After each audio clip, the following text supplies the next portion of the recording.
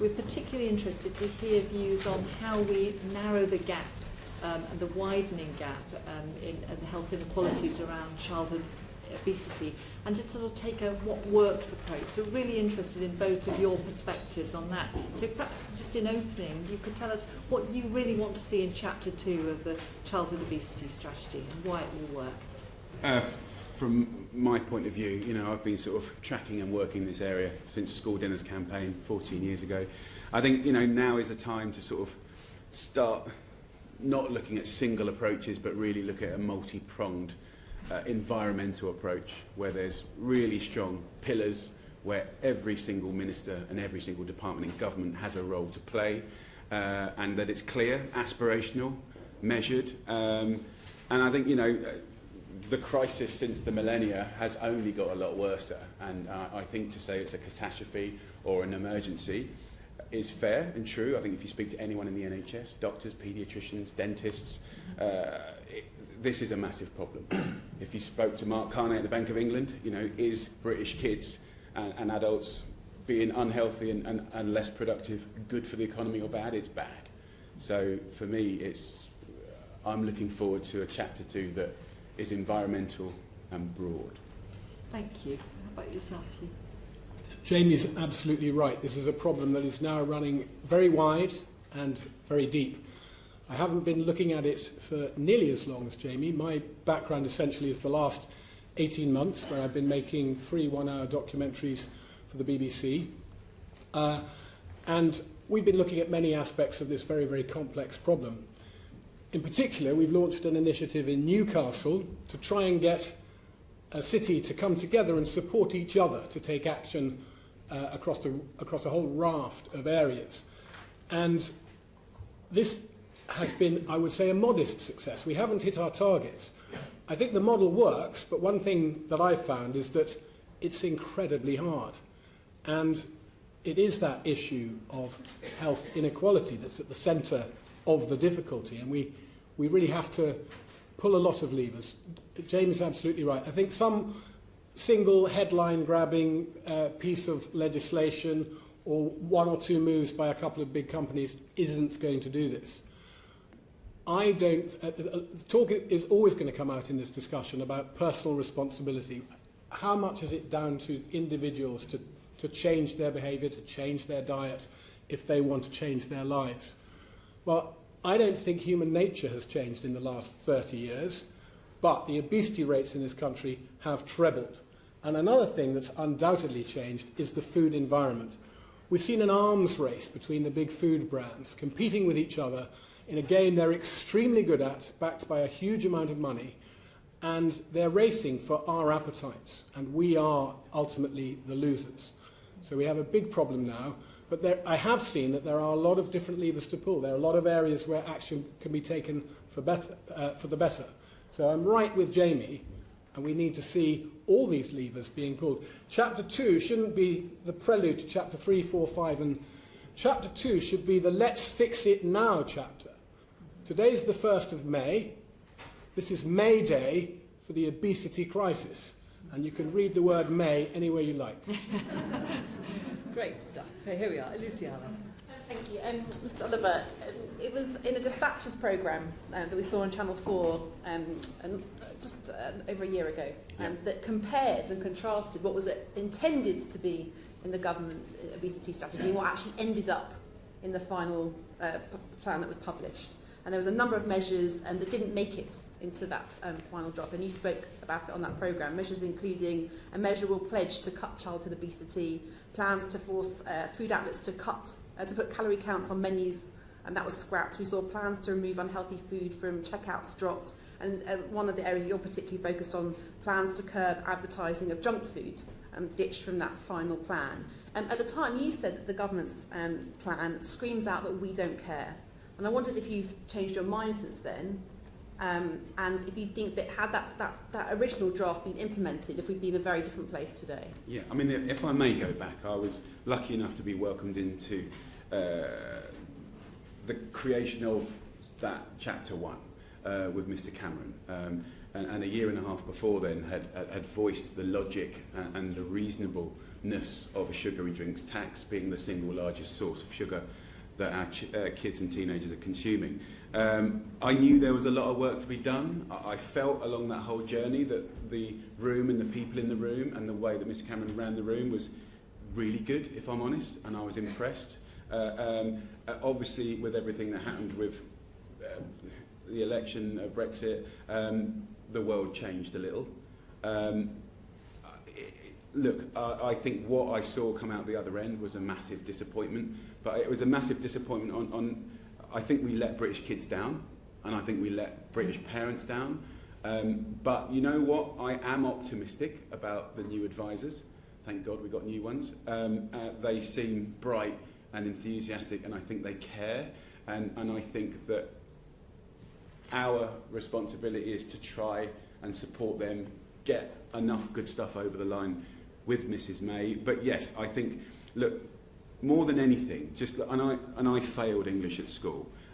When I look over the last childhood obesity strategy that was published, when I go through the basics of doing words with my 7-year-old son, there wasn't many doing words in that plan. It was a lot of suggestion, a lot of I would like, and a lot of the old rhetoric around personal responsibility and people that should do things. And I think that the world has changed since then. I think the cost of the NHS, as we creep towards 70 years, I think what we could lose, I think the concept of strong and stable and post-Brexit and optimism and being a really productive island as bigger, more robust developing countries get stronger, I think possibly now's the moment to land kind of what Hugh said. We need Chapter 2 to have the fundamentals of 3, 4 and 5. It can't be bit part.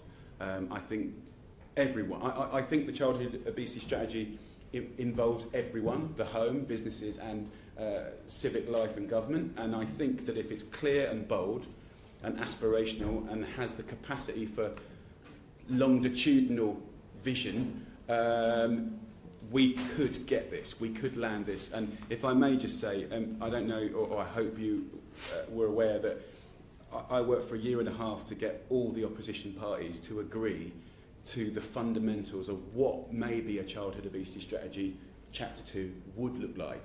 We did get those signatures, it wasn't easy, but I think hopefully now that might help to clear the political way so Mrs May can do what's right. So fingers crossed. Thank you. Paul. Yeah, thanks. Because I still work as a GP in an area of high deprivation, so I welcome the fact that you focus on inequalities and unequal distribution of childhood obesity. My questions are going to be about the soft drinks industry levy, so maybe a chance to use your props. Yeah. In your submission, you said that the levy is a fantastic policy that's already had an amazing impact. Yeah. Can you elaborate on that? It really is a fantasy. Look, when I stood before my teams and said we're going to spend 1.5 years curating the logic of a tax in Britain, can you imagine how disappointed my teams looked? That is what we did. That's what we did, and that's through the documentary we were able to cause debate, force debate in government, and it was the only sort of mandatory thing in the last strategy that came out. It is fantastic for a few reasons, if I may explain. First of all, we've already seen a lowering of consumption of these drinks. Already, you know, when I first came to this very select committee, you know, it had this particular product had this much sugar in, okay, and everyone was aghast because what again I developed with my son was the numbers 12 and a teaspoon. And that's what I felt that British busy parents required to make quick, impulsive decisions. Obviously, labelling is tied up in EU politics, and actually one of the upsides of Brexit will be more controls over honesty and packaging and colour coding, and all finally agreeing a language we can all agree on. But this is what happened, bearing in mind, the sugary drinks tax is only active for 1 week, and this has happened. What we've seen, even in our first week, is 2 out of 3 soft drinks companies reduce and reformulate. Having lived in a world of voluntary reduction and the responsibility deal, which at largely didn't work, it should have been the accountability deal. I think the tax acted as such, and you saw turbocharged reformulation. I think that, ultimately, obesity and diet-related disease, in its simplest form, we have a problem with excess calories and energy in the atmosphere. That was one hell of a tax that made a difference straight away. And I think, for anyone that's involved in industry and Food Inc., the reformulation of these calories allows consumers to do better without even knowing it. And that's really powerful, because I think most of us know that habit change is really the hardest thing. It's a beautiful thing, but it's the hardest thing to achieve and promise. I think the other thing that just to say, because I think the word fantastic is strong, the other reason it's fantastic is two reasons. I fought tooth and nail for the monies from this tax to be a progressive tax for good, and a tax for good means you take it from Peter and pay Paul. Paul was education, it was primary schools, and this money was ring-fenced. Although Mr Cameron hated the idea of hypothecation, we got it, thank you Mr Osborne, and that is, we modelled it at about £600 to £1 billion originally, but we never thought the turbocharged reformulation would happen. So it's a win-win on both sides. It looks like about £250 million of new money going into schools for breakfast clubs and sports, and I don't know about you, but that feels pretty good. And lastly, look, the concept of tax and the easy tabloid way to sort of say you're taxing the poor and all, this is a tax for good, this is a tax for love, this is designed to protect and give to the most disadvantaged communities. Where this money goes will affect those communities more, but more so than anything, I think it was the first time where British government showed their steel, and I don't think you need to overuse the tax whip, but I do think it was symbolic to a decade, to a generation. It was symbolic to a government that was watching science and data and delivering to protect British children. So it was a fantastic tax, and there's possibly some logic in how we expand it a little bit. Yeah, that was going to be the next part of my question. Maybe first of all, Hugh, though, do you agree, Hugh? I wouldn't have done that if I didn't agree with Jamie. He's absolutely right. The sugar tax has been important because it has broken the taboo of mandatory legislation with consequences, and I think that's making a huge difference. I think it's been really important as an education piece. The simple fact that everybody's talked about it, everybody's thought about it, everybody's looked at it, has brought home the staggering amount of sugar that was in our drinks, that frankly still is in our drinks, in a lot of our drinks, but there's less of it. And it means that some of the other things that we might get to talking about today become possible. We can be bold, we can say we pulled that lever and it had an effect. What are the other levers we can pull? Let's go ahead and pull them. So yes, I heartily endorse everything Jamie's just said. So Jamie, you were going to say, I mean, what next? How could it be improved now? I definitely don't think we should overuse taxing without really, really rigorous data and measurement, because, but I think there is some logic to opening it out to milk products. Yeah. I think, we've got some milk products here that are absolutely jam-packed full of additives and sugar, and they're currently outside of that taxing. So bring them front and centre, Jamie. We'll give them a moment in the spotlight. And Jamie, it would also help for the transcript if you could say what they are and also how many teaspoons of sugar in, because you gave that fantastic visual example, but it would be nice to record what the difference in the teaspoons were in each of those products you gave earlier. This is a bottle of strawberry Yazoo. This is a Mars milk drink. We've got 33 grams of sugar.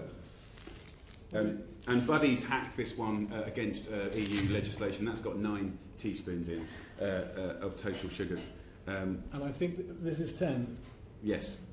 I mean, I think it is logical and sensible to look and interrogate whether they should be included.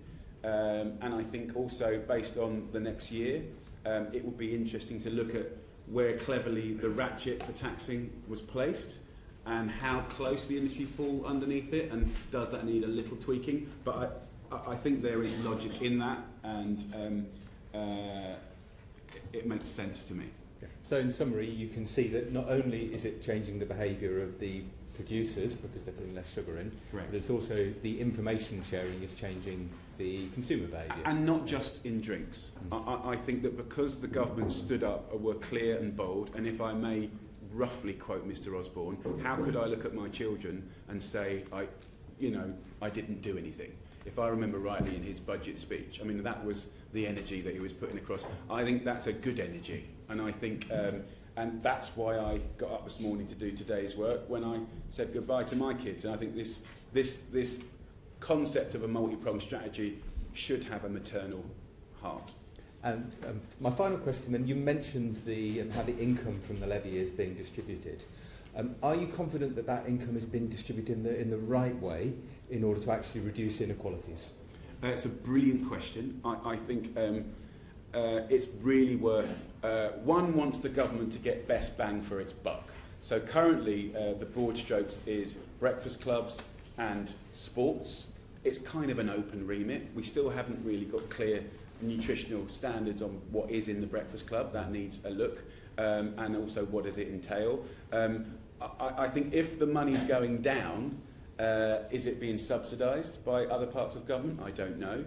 If it is going down because of the success of the reformulation, which is obviously a benefit, one wants to spend £1 in the right place.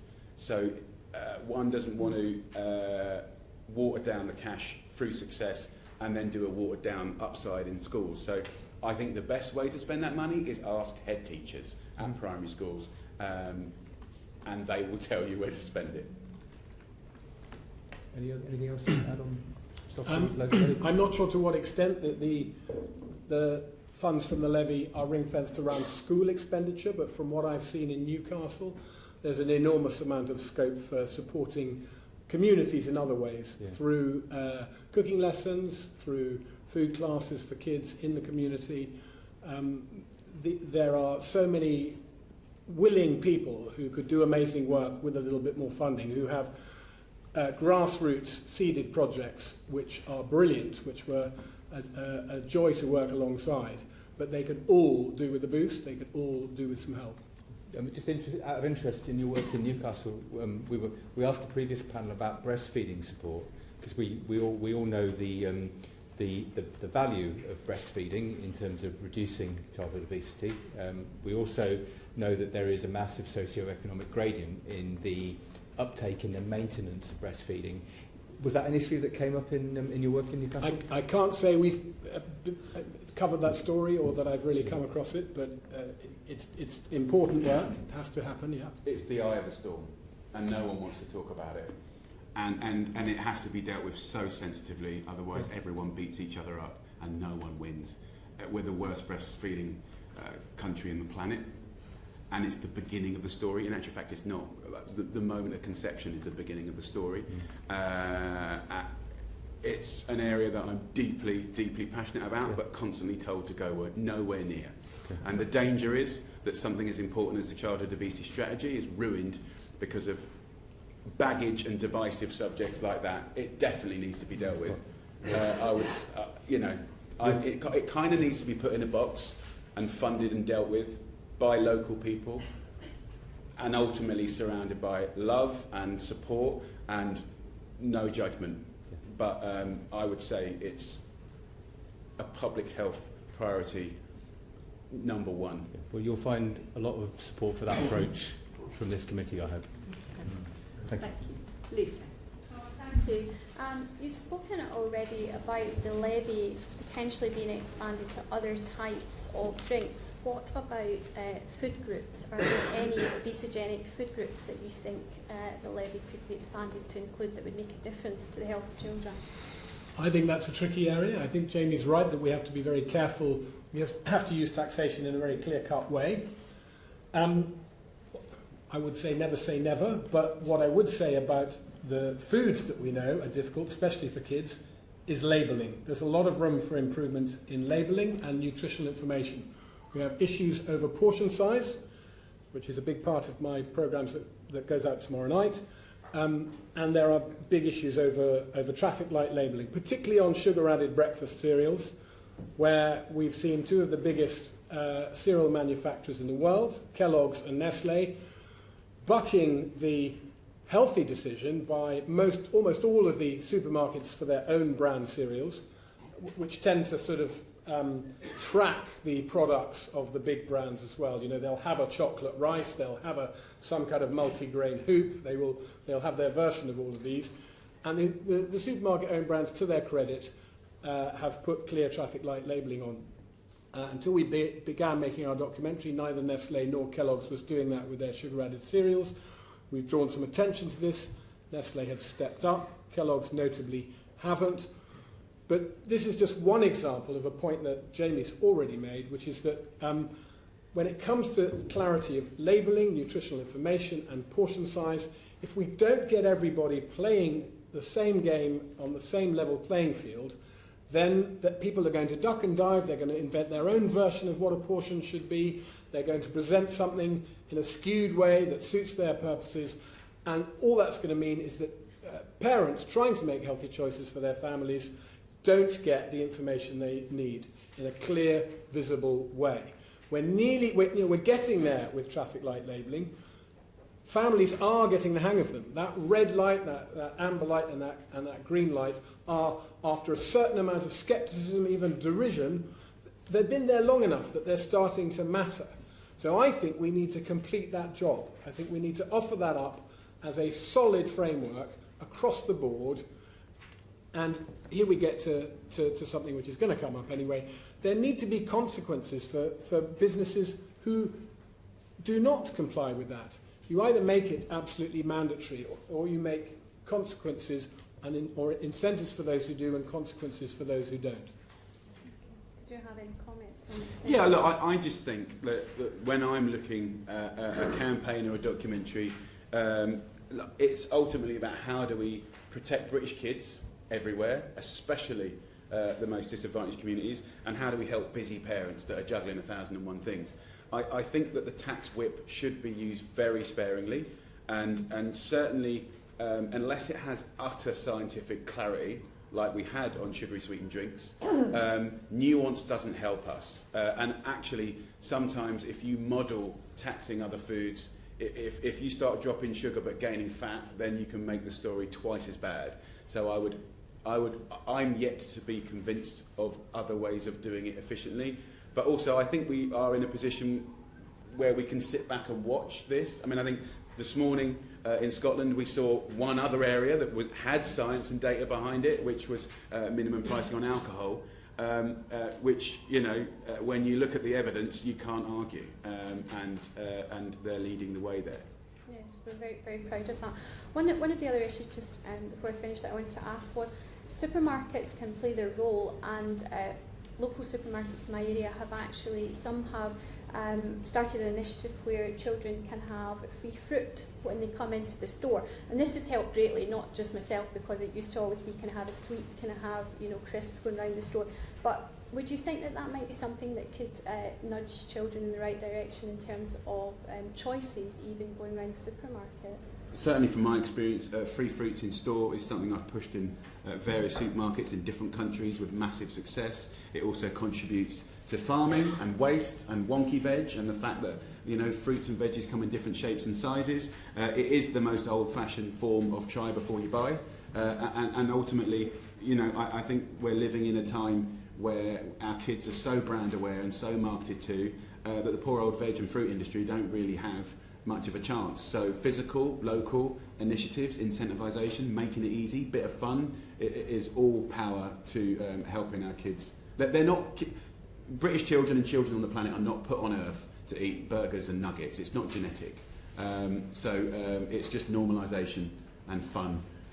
So I totally agree with you. I agree with that, and I think we have to look at vegetables as well as fruit. Fruit sales are actually gently on the up in the UK. Vegetable sales are declining, and that's a very, very serious worry. we have to look at how we get kids eating more veg. There's a whole education piece there.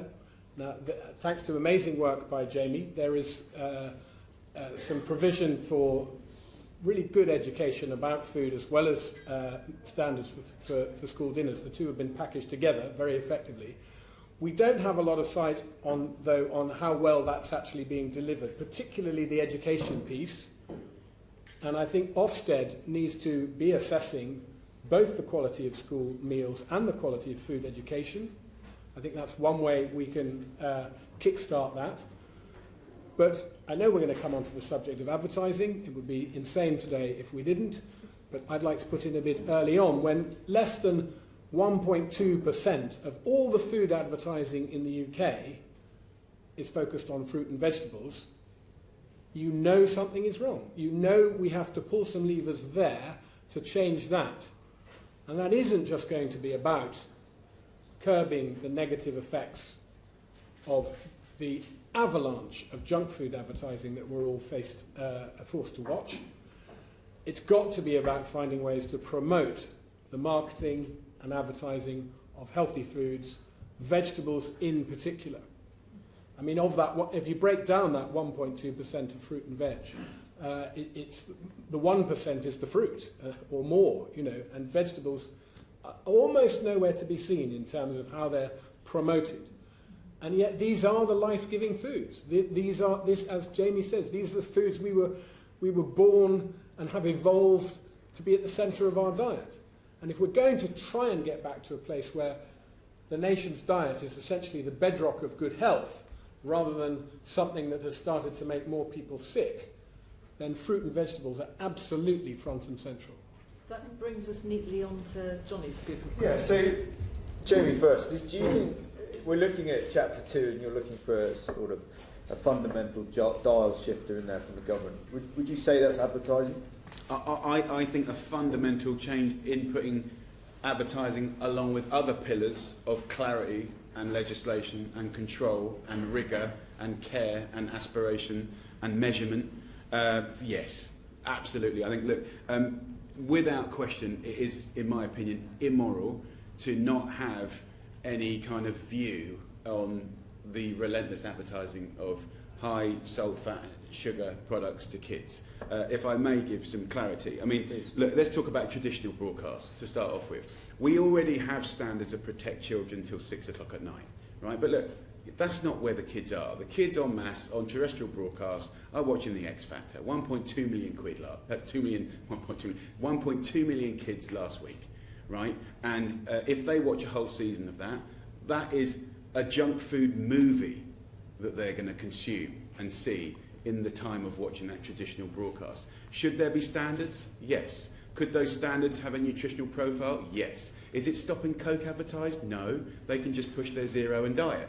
Right, so I think that this concept that, you know, caring for British kids is going to compromise British drama. I mean, A, that's a weird conversation, and B, it doesn't have to be like that. But having rigour and structure and some science behind it, and also it kind of is a little bit like a reformulation programme. It's not stopping advertising, it's slightly reformulating it.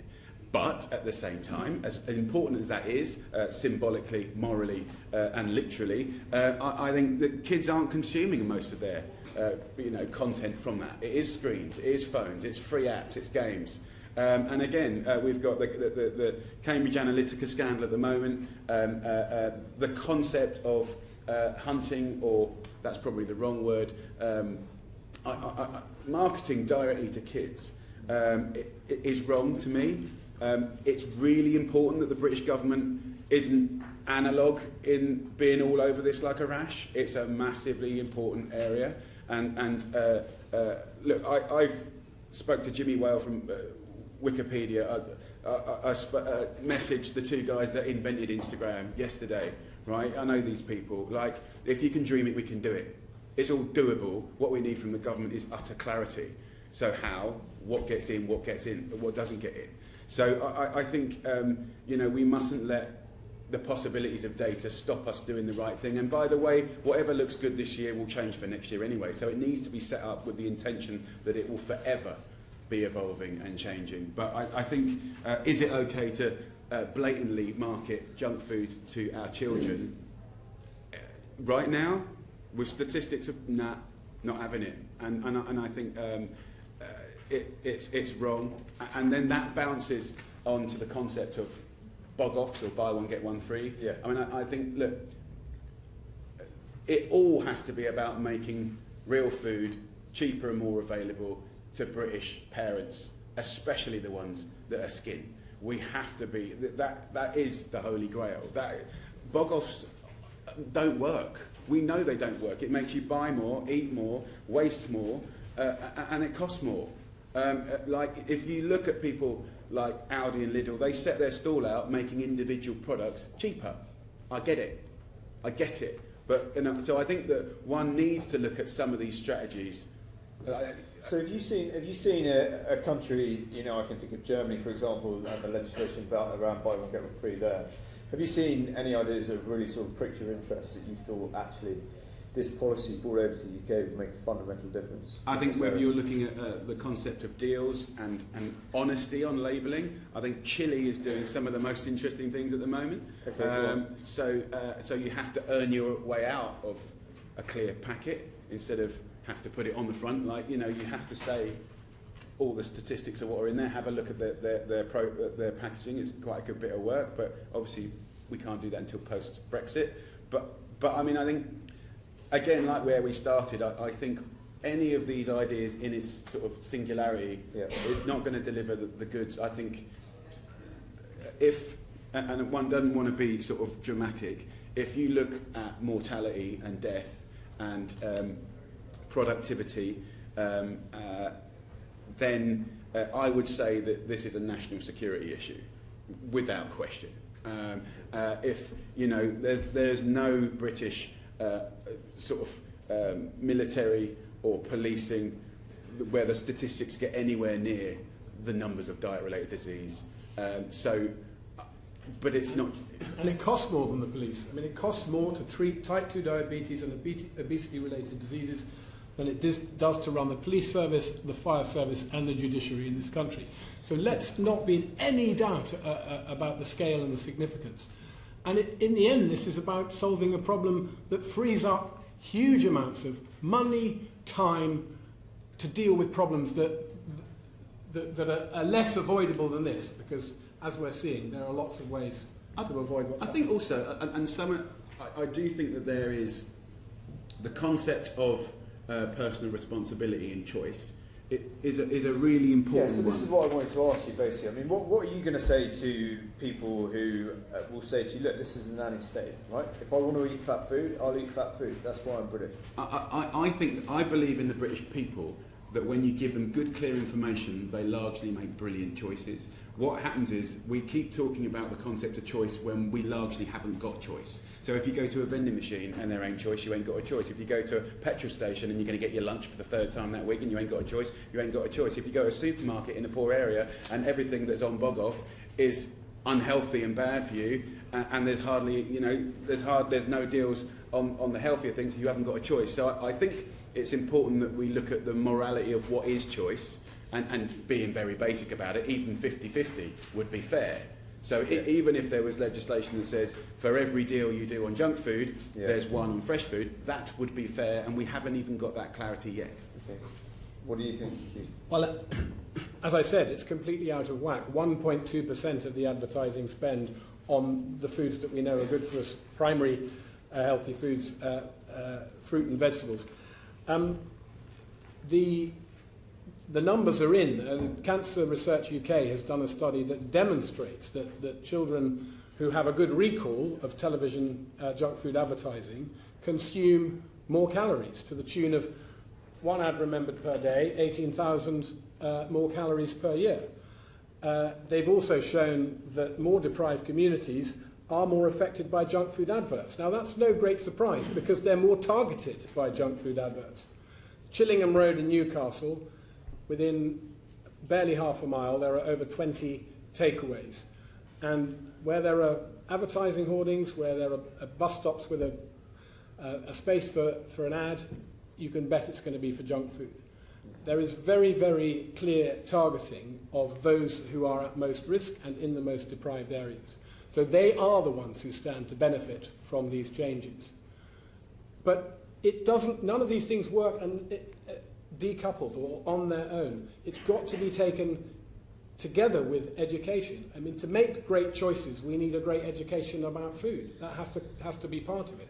Yeah. We've got to build the whole thing with a long-term view and not isolate these things. I mean, they all need to be blended. So just finally, which bit is not going through? So we had Simon Stevens come in here, and we said to him, if you could have a silver bullet around health, which is the defining challenge in my generation about politicians, what would you do? And he said, if I could do to obesity what I did to smoking, then that would have the biggest fundamental shift. The trouble is, we kind of won that argument with smoking, but we're not quite getting there. But it what took is 40 it that's years. not sexy about? I mean, that's the problem. Smoking took 40 years. You know, we haven't got 40 years to do this. We will not have an NHS in 40 years' time if we don't get our hand around an environmental strategy that attacks ill health and protects child health. I honestly think that I can't. What we have to look at is the whole picture, and I truly believe that. I think his sentiment is absolutely bang on, by the way. But may I reverse back slightly? Can we talk about Tony the Tiger? So, like well, on marketing. Frosties. So look, so it's the use of cartoons and aspirational superheroes to peddle rubbish, right? So look, I love a bit of Tony the Tiger, and like me, we're both getting on a little bit, and you know, I think he feels pretty sorry for the, you know, peddling very unhealthy breakfast for a long time, but I don't want to make him redundant. I want to promote him, and I think if he wants to promote porridge oats and Weetabix and Shreddies and anything that makes you glow when you walk to school, I'm all in, I'm all game, and all his superhero mates, you know. So I think when you see newspapers going nuts about taking away Tony the Tiger, look, I love Tony as much as everyone else, but I would like to see aspirational figures that reel in our children and their eyes and their fantasy. I would like to see that used for good. I think we need a little bit of Tony the Tiger in the fruit and veg department as well. And there's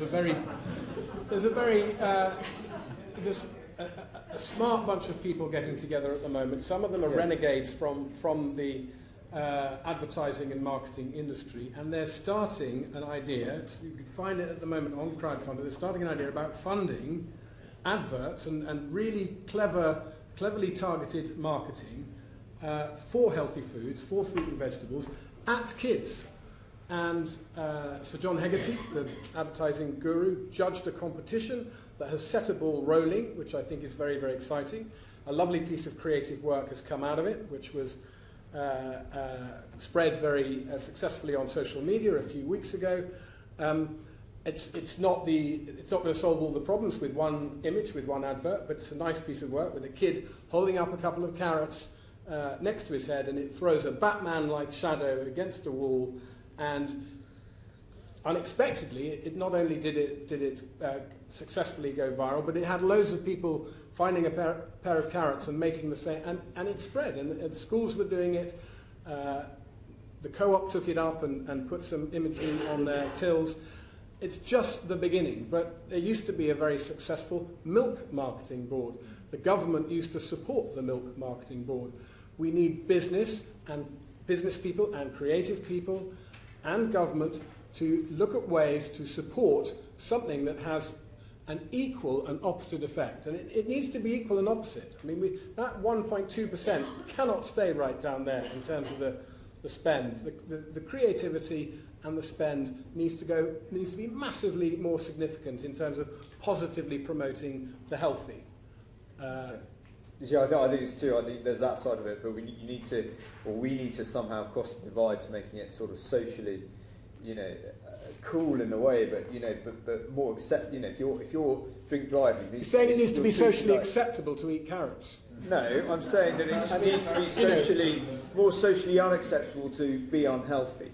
And so, you know, where around drink driving, that sort of But campaign. nobody really wants to be unhealthy. I mean, this all boils... No, I think people don't take the obesity seriously enough and understand it for what But the it all boils down is. to a phrase that Jamie's coined before, but we have to make the healthy choice a much easier choice.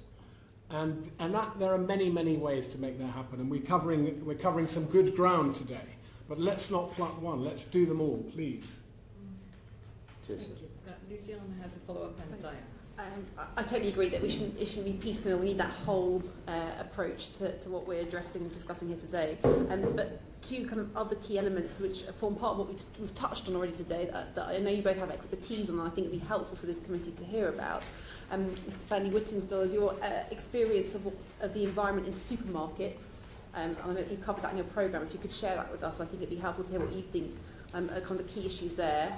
And Mr. Oliver, a bit more, you just touched on the issues about what happens online, and perhaps you can expand a bit more on what we need to address on the internet in terms of advertising there. Well, on my first days filming in Newcastle, I was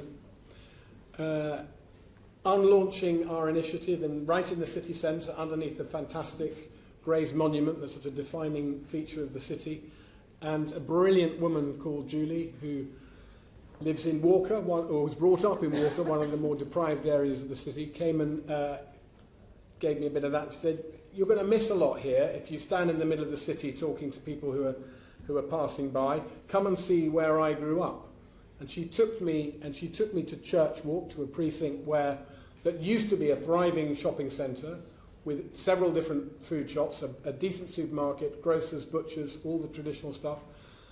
All that's left there now selling food is a small independent shop with a very small section with a little bit of salad, and a so-called supermarket that doesn't sell any fresh fruit and vegetables at all.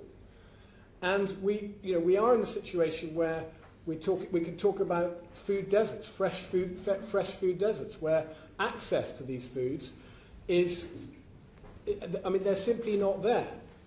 And the difficulty, one of the difficulties is, people aren't necessarily shouting for them, but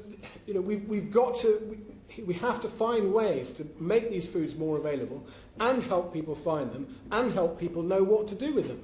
We've got, however hard that sounds, and you can tell how hard I find it, it's a really, really difficult thing. If we don't tackle that, we're not going to get this right. We're going to be picking off easy wins around the edges. We have to go to the heart of these communities and find out what is the difficulty, why are so many people not eating any fresh fruit and vegetables at all, and how can we help them? So much of this, and we are talking about an obesity strategy for the kids, primarily here, and the focus has to be raising a generation that is not suffering from the same problems as the current one. But of course that also means we have to work with parents as they are now, not just, but the next generation of kids is going to be the next lot of parents. So we have to get that right. One thing that you mentioned, you're a GP. One thing we've done in Bristol, in fact, not Newcastle, is find out why is it so difficult for GPs and practice nurses to talk to patients who come in about weight-related illness, unless it's already really badly happening and you're saying you're going to have to lose this much weight before the operation, or how can GPs support families in a more preventative way? The conversation isn't happening. How do we make it okay to talk about weight? Well, Professor Paul Aveyard at Oxford University has done a very interesting piece of work.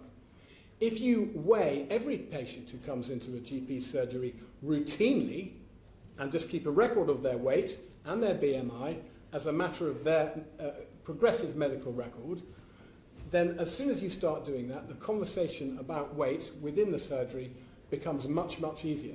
And that actually translates into outcomes. I get that what gets measured gets done. It has been measured, and it needs to be done. We have to change. This is the front line. This is one of the front lines, the GP surgery, where we can support families, we can support parents and their kids by not being afraid to ask the question and talk about this difficult subject. And the way to do that is to make it routine. And understanding And knowing the weight of kids as they grow up and families as they turn up at the GP surgery is basic and needs to be done. I'll keep it pretty brief on the digital. I think, I mean, ultimately, the concept of the digital ad space, I mean, they're driven by advertising departments like any other business, the capacity to focus on certain groups, certain times. Of course, most kids are using screens now, handheld devices. You know, if they have to be 16 to join a platform, they tick yes, and they're 8. I mean, you know, so it's not watertight. But we know through AI and algorithms and bits and pieces, certain habits is blatantly saying what kind of group you are, and we know that's a fact. So I think, without question, as we change regulation morally or legislation in one place, you'll see it shift onto the other. And look, I mean, there's no surprise that as the kids have started consuming most of their media on handheld devices, you will see the money follow as well. So I think unpicking that, whether it's free games, you know, which is, you know, they might they might not have the purse strings to buy the download, but the free ones are riddled with all the kind of predictables issue. So that was one of the motivations of some communication that I had yesterday on a platform which was like, can you do it? Can you do it? And it's all doable. If you can dream it, you can do it. And that's both sides. So I completely endorse that, and it bothers me as a father. Mr. Oliver, I wanted to ask you about choice, because you just described how often people don't have choice. And I was in the centre of Hull last Saturday, and I noticed a mum who was in the local baker's wanted a sausage roll, and the baker said, well, you can have 4 for £1. So she bought 4, she got little kids, and it was easy and straightforward to give the kids sausage rolls. And we all know sausage rolls are not great things to feed to your children. But what I wondered, it's great what you've been saying today about all these things that we need to do, that whole system approach. But to that mum who's perhaps got her last pound to buy some sausage rolls, what would you say to her today about the choice she's making? I love sausage rolls. I love sausage rolls. And I think you've hit on a really interesting... I mean, look, as any parent, there is a context of good nourishment and treats. I think what we've seen over the last 40 years is the concept of treats being normalised into nourishment. The context... I grew up in a pub. You know, I served Coke for a living. It was a treat. It's now hydration. And then if you get into Food Inc., like, look, a sausage roll is a thing of beauty that should be loved and enjoyed like everyone else, whether it's a bit of cake or a bit of chocolate. But also, the same sausage roll you get today isn't the same as 20 years ago. We're talking about meat content. You know, the more meat you get, the less fat you get. So again, this is like when you've got like a really intelligent, grown-up, strategic childhood obesity strategy will be full of pillars that make moral sense. But behind those pillars needs to be hundreds of lines about sensible stuff. Take mincemeat, for instance. The quantity of mincemeat that is out in the atmosphere is incredibly high. It's very economical. But can a little shift on fat content make all the difference? Yes. To an area, to a town, to a family? Yes.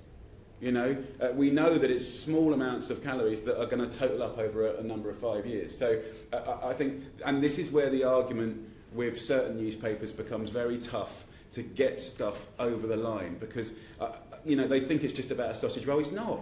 But even going back to the turkey Twizzler, which essentially was a sausage, right? It should have had 4 or 5 ingredients. It had such a small amount of meat and added fat and skin, and then because it's a slurry of hideousness, it has to be stabilised and coloured, MSG to go with it. I think there was like 45, 49 ingredients, right? So really, it was never about taking it away, because what happened? We created standards that didn't exist for kids' food in schools. And what happened? They reformulated, and guess what they gave you? A turkey Twizzler with more meat in it. So whenever... My slight worry is the rhetoric about what's being taken away. My slight worry is the rhetoric around what's being taken away, when actually this is about what we can give you more of. And, you know, look, I don't think people should stop eating sausage rolls. Do I think that same mum should go back every single day and have a sausage roll? I think no. And I think good old-fashioned common sense would normally help you with that. And I think very possibly, you know, bakers like Greg's or a good local baker will diversify their choice as well. I think that's right. I think it's not just about the mum, it's about the retailer. It's about retailers, not just Greg's, but having the imagination not to only offer 4 of one thing that they know people want. What's wrong with 3 sausage rolls and an apple, or 3 sausage rolls and a small bag of carrot sticks? We have to create a culture, and that may sound completely idiotic, and maybe right now it does. Maybe right now that sounds like nonsense. But we have to create a food culture where that is not nonsense, where that actually feels to a retailer like a smart thing to do. The other point you highlight in your documentary as being sort of flogged chocolate when you went to buy a newspaper, and this sort of, I mean, would you like to expand on your points about that? Yes, W.H. Smith received a lot of social media during the transmission of that show. Again, you know, this is a very difficult area to legislate, to say that, you know, stationers shouldn't sell chocolate. I don't think we want to go there. But what we're looking for is a bigger sense of corporate responsibility, a bigger ambition to do the right thing on the part of big business. Where perhaps there's too much feeling that these kind of actions are only ever going to hurt big businesses if they're seen to be. But if you think about it in the long term, why would a business suffer from being seen to look after the health of its customers over the long term? And we've seen this in a great piece of work pioneered by the Soil Association called the Out to Lunch campaign, which is featured in tomorrow night's show, where they take 25 of the biggest named high street restaurant brands, Pizza Hut, Oaxaca, I think Jamie's Italian's on the list, and they do something which is always a really good fillip for change for big business. They create a league table. Who's at the top, who's at the bottom in terms of healthy offerings, particularly for kids? Who's offering bottomless fizzy drinks where you pay once but you have as many different sugary drinks, your kids can have them throughout, you know, as long as you're there they can go and have a free refill. Who's doing that? Who's got desserts with over 200 grams of sugar in a portion? I mean, some of these things are not 200 grams, but off the scale, huge piled up sugary So you'd desserts. like to see clear league tables, you know, so that Well, people we can want make those information. choices. We want information on those menus to help families make the right choice. But we also want companies to aim higher. Let's create a race to the top. Let's create ambitions to offer healthier things on the menu. Let's reward them when they do. And those that do, when the league table is published, they feel the benefit. They get good press for it. You know, Wetherspoons, which is not necessarily a name you would immediately associate with healthy eating, are in the top 5 of this league table, and they've worked their way up there over the last few years, and they're very proud about it. And I don't imagine it's doing their business any harm at all for the word to be out that they're offering fresh veg as standard when kids come in and order off the kids' menu. And going back to that point you made about helping people to make the right choices, would you support, say, a ban on actually having the chicanes of sweets and crisps at the garage and other outlets? I think, you know, ban is very difficult, and if you're going to create a ban for one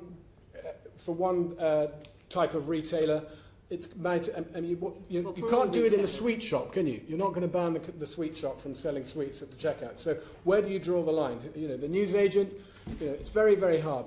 But I think what you can do is you can say that big business, big corporations should do the right thing and should step up and should acknowledge the problem. And lots of the supermarkets have done it. The big supermarkets, a lot of them have taken away confectionery from the pesta moment of just prepaying at the checkout. I think all I would add to that is that a lot of again, the concept of taking away choice, I don't think is one that we're passionate about. But I think that there's a lot of upselling and script that's memoed out and strategically paced in businesses of many different types. And I think that kind of goes back to where Hugh was starting would you like that, would you like that? And then we've already kind of started a dialogue for a few years now, like, is it morally okay that there's all of those sweets at the checkout when you've got Pesta Power and kids? And the country said, yeah, it's really annoying. So I think that there is a line. I think it's hard to, you wouldn't want to ban anything, but I think going to a place to get something with intention is one thing, and knowing that at that point that you're upselling or kind of having kids annoy parents feels like, well, we know that that's done for a reason. There's science in marketing behind it. Thank you very much, Martin. Thanks, Sarah. Before I go on to my question, could I just come back on something that you said in the last few minutes? We've spoken about the decline in the sale of vegetables, and Mr. Oliver, you spoke about having confidence in the British people, give them the facts and they'll make the right decisions. I mean, over the 30 or 40 years ago, before the big supermarkets were involved too much to the extent they are now, I mean, we've now got a vast array of fruit and veg available as soon as you walk in the door of a supermarket, and it's there 12 months of the year.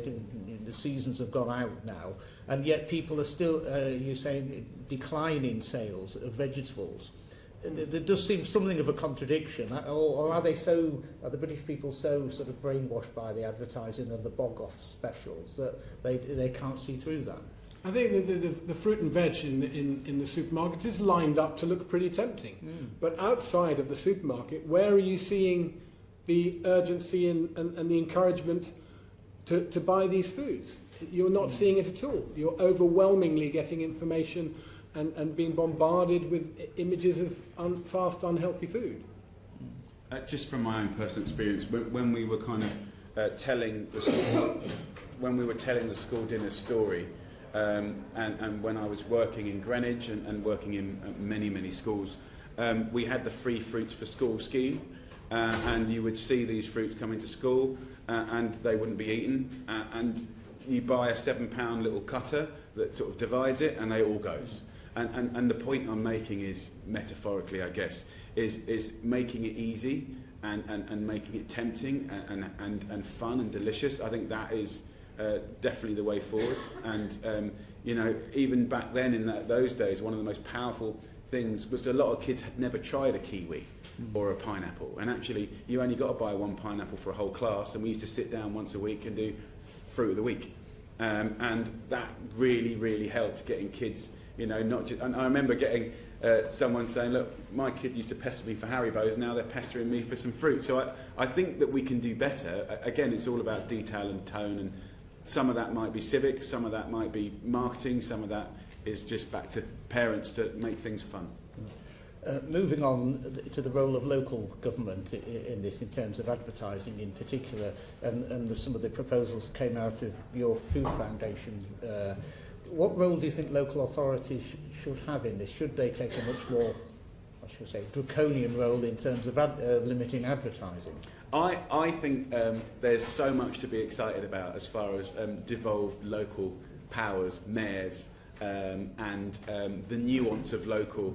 I really do believe in that.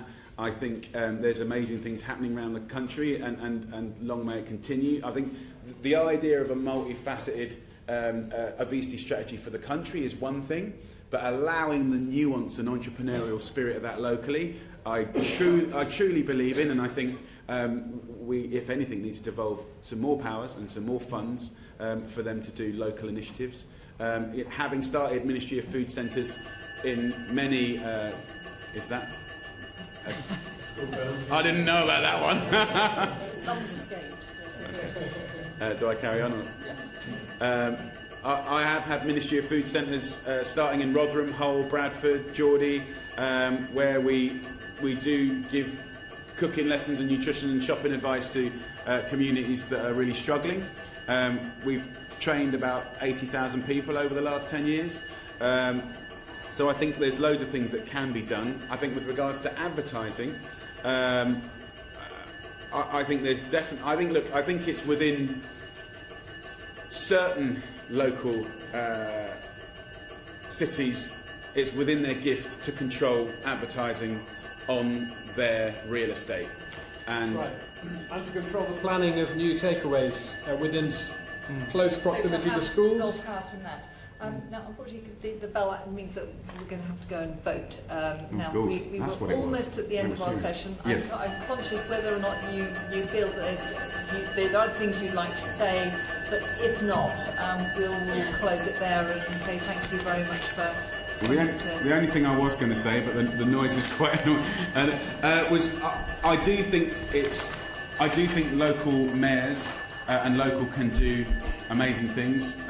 Sadiq Khan has already introduced a number of things, and I'm excited and hope that he will pull some more levers. And I think that does involve the junk food advertising to kids in public transport, where they know lots of kids are going to school. And I am excited that he will launch some initiatives that might surprise us. So fingers crossed. Well, thank you. Newcastle City Council are hungry for government support to do all sorts of clever nudges in the city, to create play streets for kids, to encourage people to walk up the steps in their metro stations, and to have the powers to restrict planning on new fast food outlets near school gates. Lots of support for councils to do that kind of work is a massive part of the story. Thank you so Thank much. you. Thank you for having us. For coming and sharing your thoughts today. Thanks a lot. Cheers. That bell's very frightening, isn't it? Oh my God.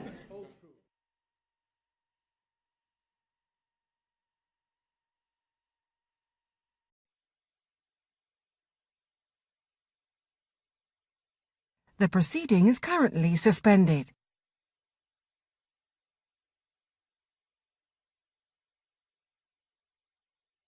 The proceeding is currently suspended.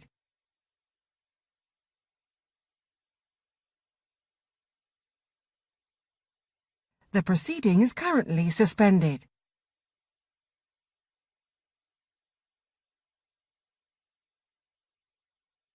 The proceeding is currently suspended.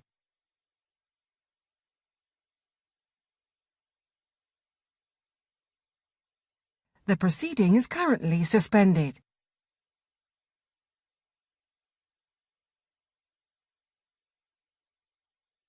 The proceeding is currently suspended.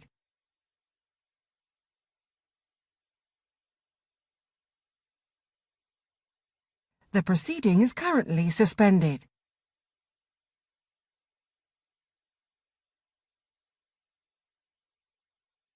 The proceeding is currently suspended.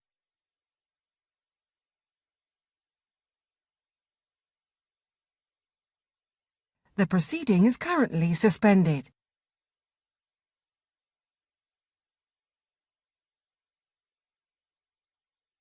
The proceeding is currently suspended.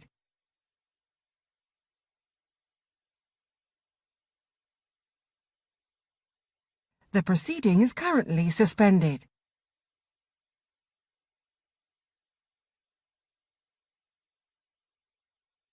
The proceeding is